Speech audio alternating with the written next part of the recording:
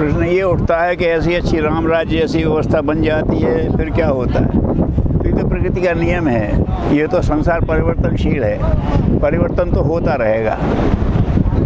अगर तुमने उसे सही दिशा में नहीं किया तो वो उल्टी दिशा में ले जाएगा। अगर आपने अपने स्वास्थ्य को ठीक करने की कोशिश नहीं की तो रोगी होना शुरू हो जाएगा। अगर आपने अपने व्यक्तित्व को संभाला नहीं तो वो व्यक्तित्व तो गंदा होता चला जाएगा। तो अगर आपने स्वच्छता बनाई नहीं तो गंदगी अपने आप फैलेगी। तो ये गुण दोषमय है संसार। तो जब आप गुण के लिए प्रयास करते हो सही चलता है, तो होता है। सब लोग जन अभियान बनता है, जैसे राम राज्य में बंदरों से लेकर के अयोध्यावासियों से लेकर के वनवासियों से सब ने प्रयास किया, सही दिशा में हो गया। फिर क्या हुआ? अब तो बहुत अच्छी व्यवस्था बन गई। तो बस व्यवस्था का लाभ लेने पे ध्यान हो जाता है, व्यवस्था बनाने पे से ध्यान हट जाता है। कि नहीं हम तो सामान्य आदमी भी उसका अंग है भाई, है ना। एक बहुत बड़ी मशीन है, उसका एक पुर्जा भी ढीला हो जाएगा तो मशीन काम नहीं करेगी। तो ये लोग ये नहीं समझते, बस ये मानने लगते हैं कि अब तो जिसका लाभ हो गया उसका लाभ उठा लो। लाभ तो उठाओ, लेकिन इस लाभ के साथ ये ध्यान रखो कि इसका स्तर बनाए रखना हमारी भी जिम्मेदारी है। अपना स्तर गिरने मत दो, और आपने मेंटेन करने की कोशिश नहीं की तो गिरेगा। तो ये गलती हो जाती है। बहुत अच्छी वो बनाते हैं, फिर हो जाता है, फिर ये किया जाता है। परशुराम जी को 21 दफ़े क्यों करना पड़ा? सिखा के आए, ठीक हो गया, लेकिन वो फिर सब ठीक है करके उन्होंने उधर ध्यान दिया, फिर बिगड़ गया, फिर गए।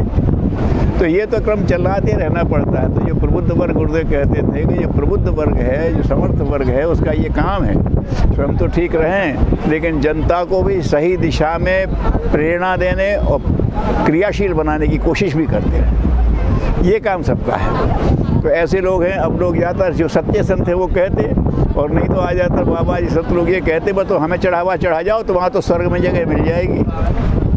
लेकिन सच्चे संत वो ये कहते बेटा स्वर्ग अगर यहाँ बना लोगे तो ही वहाँ स्वर्ग मिलेगा, नहीं तो नहीं मिलेगा। स्वर्ग देवताओं के बीच में रहता है।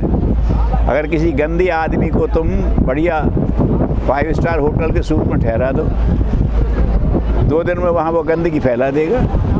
तो तुम्हारे लिए हम स्वर्ग को ला तो दें। इसीलिए गुरुदेव ने कहा कि स्वर्ग चाहते हो, हाँ तो तुम अपने अंदर देवत्व पैदा करो।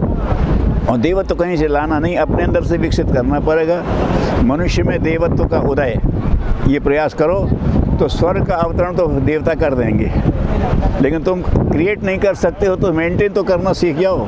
अगर बना नहीं सकते हो तो संभालना तो सीख जाओ।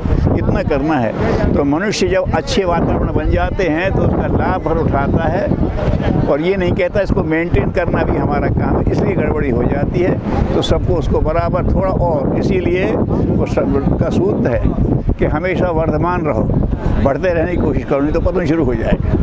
अगर आपने वो नहीं किया, उन्नयन का प्रयास नहीं करेंगे तो पतन अपने आप शुरू हो जाएगा।